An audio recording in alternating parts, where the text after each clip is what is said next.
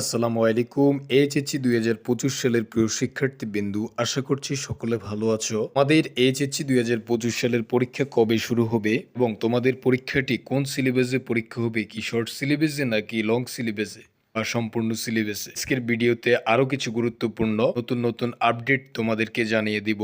যে ইনফরমেশনগুলো প্রত্যেকটি এইচএসসি শিক্ষার্থীদের জানা খুবই গুরুত্বপূর্ণ এবং তোমাদের যে রুটিনটি প্রকাশ করেছেন শিক্ষা মন্ত্রণালয়, কোনো কিছু পরিবর্তন হয়েছে কিনা এবং তোমাদের রুটিনে কি রয়েছে, কোন দিন কোন পরীক্ষা অনুষ্ঠিত হবে সেই বিষয়টিও আজকে জানিয়ে দিব। তো নোটিশটি আমরা দেখতে পাচ্ছি এখানে, আমরা এটি বের করে নেব।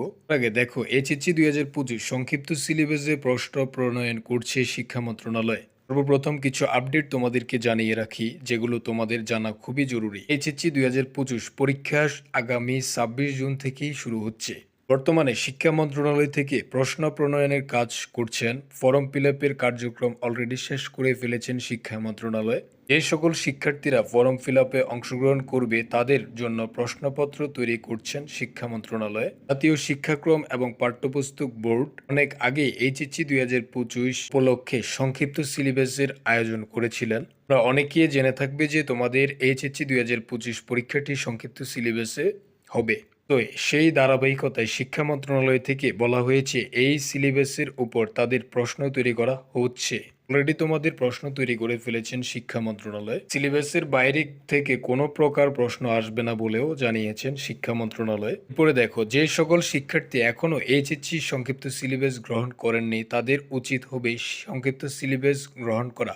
এই বিষয়ে আমাদের ডেডিকেটেড ভিডিও রয়েছে এবং সিলেবাসটি তোমরা কোথায় পাবে সে বিষয়ে ভিডিও রয়েছে, তোমরা চাইলে আমাদের চ্যানেল থেকে দেখে আসতে পারো। এরপরে শিক্ষা মন্ত্রণালয়ের দায়িত্ব থাকা একাধিক কর্মকর্তারা জানিয়েছেন বিগত বছরগুলোতে শর্ট সিলেবাস ছিল এবং চলতি বছরেও সংক্ষিপ্ত সিলেবাস অনুযায়ী পরীক্ষার প্রশ্ন তৈরি করা হবে। সিলেবাসের বাইরে থেকে কোনো প্রকার প্রশ্ন আসবে না। প্রিয় শিক্ষার্থীবৃন্দু, অবশ্যই তোমাদের সিলেবাসের বাইরে থেকে কোনো প্রশ্ন আসবে না, কেবলমাত্র সংক্ষিপ্ত সিলেবাসে পরীক্ষা অনুষ্ঠিত হবে।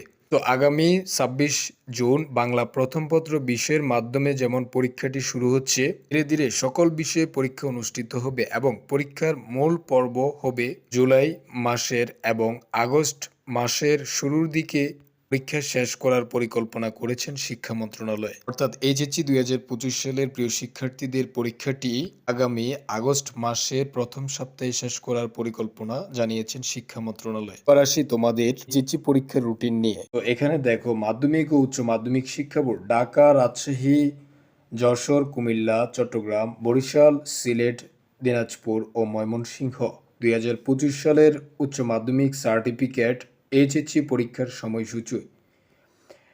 এখানে তোমাদের দেখো, তোমাদের পরীক্ষা শুরুর ৩০ মিনিট পূর্বে অবশ্যই পরীক্ষার্থীকে আসন গ্রহণ করতে হবে। এখানে তোমাদের পরীক্ষার যে রুটিনটি প্রকাশ করেছে সেটি ১৯/২/২০২৫ পরীক্ষার রুটিনটি প্রকাশ করেছে।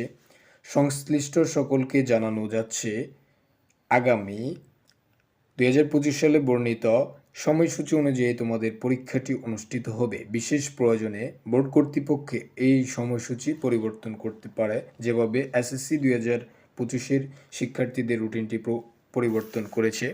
এখন সংশোধিত রুটিন প্রকাশ করা হয়েছে, সো সেইভাবে তোমাদের রুটিনটিও পরিবর্তন করতে পারে।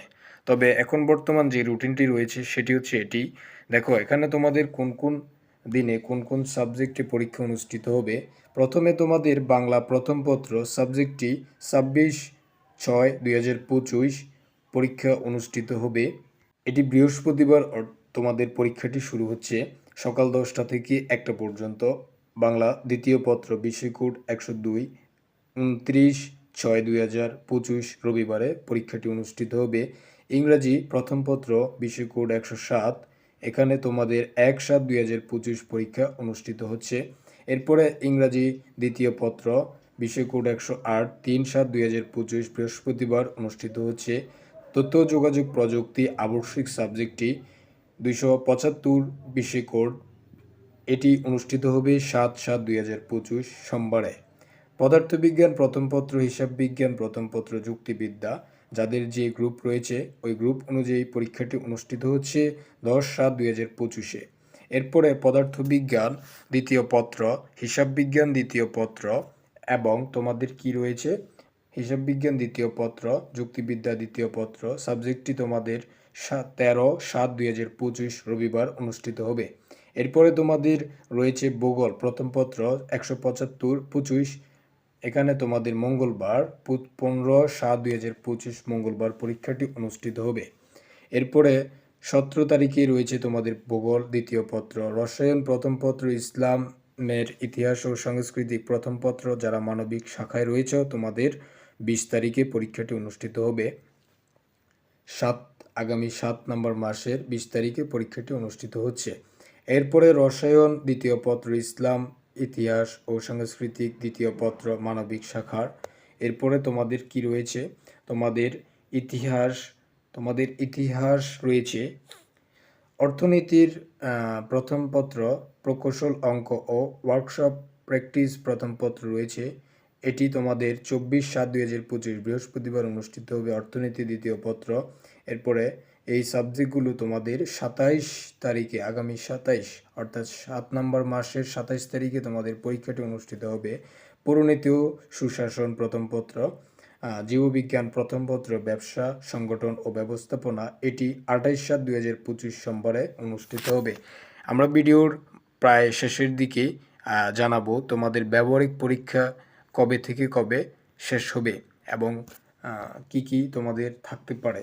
সো দেখো, এখানে মনোবিজ্ঞান প্রথম পত্র রয়েছে বৃহস্পতিবার 31/7/2025 পরীক্ষাটি অনুষ্ঠিত হবে। চারুকলা, নাট্যকলা এগুলো 31 তারিখে যাদের রয়েছে অনুষ্ঠিত হচ্ছে। এরপরে তোমাদের বিকালবেলা যে পরীক্ষাটি অনুষ্ঠিত হচ্ছে 2টা থেকে 5টা পর্যন্ত। এখানে উচ্চাঙ্গ সঙ্গীত প্রথম পত্র, আরবি প্রথম পত্র, পল্লী প্রথম পত্র। তারপর হচ্ছে এগুলো কি আছে কি না, এগুলো তো মনে হয় নাই। এগুলো তোমাদের 2টা থেকে অনুষ্ঠিত হবে যাদের রয়েছে। এরপরে তোমাদের যে সাবজেক্ট রয়েছে সেই সাবজেক্টগুলোর এখন ব্যবহারিক নিয়ে একটু আলোচনা করি। তোমরা ডাউনলোড করে নিবে রুটিনটি, ওই অনুযায়ী প্রিপারেশন নিবে। পরীক্ষার সময় রুটিনটি দেখে অবশ্যই পরীক্ষা দিতে যাবে। এখন দেখো, তোমাদের 11/8/2025 হতে 21/8/2025 তারিখ পর্যন্ত উল্লেখিত তারিখের মধ্যে অবশ্যই পরীক্ষা সম্পন্ন করতে হবে। 24/8/2025 তারিখের মধ্যে ব্যবহারিক নম্বর অনলাইনে এন্ট্রি সম্পূর্ণ ভারপ্রাপ্ত কর্মকর্তা অথবা প্রতিনিধি হাতে ব্যবহারিক তথ্য অর্থাৎ উত্তরপত্র, স্বাক্ষরলিপি ও কাগজপত্রাদি রোল নাম্বার ক্রমানুসারে তোমাদেরকে বোর্ডের নিয়ন্ত্রকের নির্দেশনা অনুযায়ী জমা দিতে হবে। এ ছিল তোমাদের সর্বশেষ আপডেট। পড়াশোনা পরীক্ষার সকল আপডেট পেতে চ্যানেলটি অবশ্যই সাবস্ক্রাইব করে রাখবে। সকলকে ধন্যবাদ।